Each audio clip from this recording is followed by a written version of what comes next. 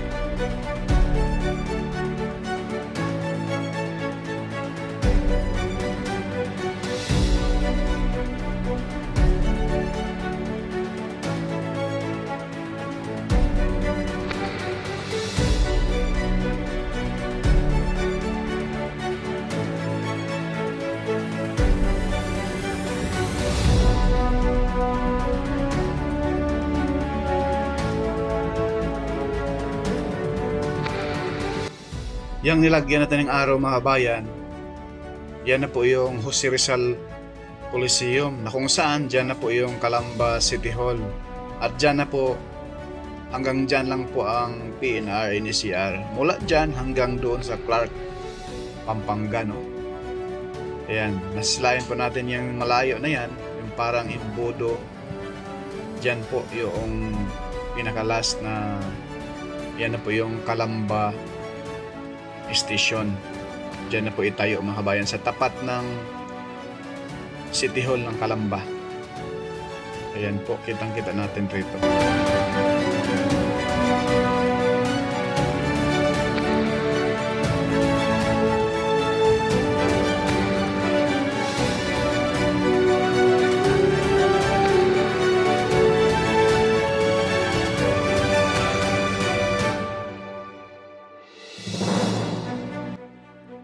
Ang Banlic Depot ng PNR NSCR South mga kabayan ay may sukat po siyang 24.5 hectares at may pundo po itong 16.9 billion. Train Depot of the North-South Commuter Railway Project in Calamba, Laguna. Yan po mga kabayan. So andito na po sa ating harapan yung Banlic Depot, no, na may sukat siyang 24.5 hectares. Ayan po, yung area na yan. Napakalapad po yan mga bayan. Simula yung parang nagsanga na yan na daan hanggang doon. Ayan po mga bayan, no. At may pundo siyang 16.9 billion pesos. Napakalaki.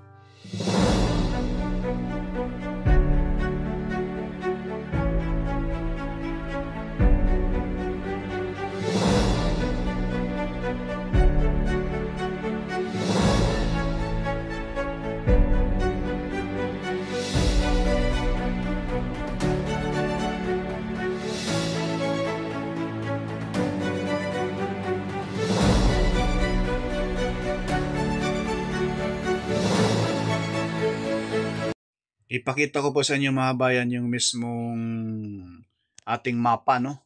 Po mga bayan, ipakita ko po sa inyo yung mismong Banlic Depot. Ito yung San Cristobal River. Oh. At yan po yung container terminal sa may kulay pula na yan. Itong Banlic Depot, itong mga palayan na yan, was out yan hanggang dito sa may INC. Hanggang dyan mga bayan, sagad yung depot. Ganun kalapad po ito.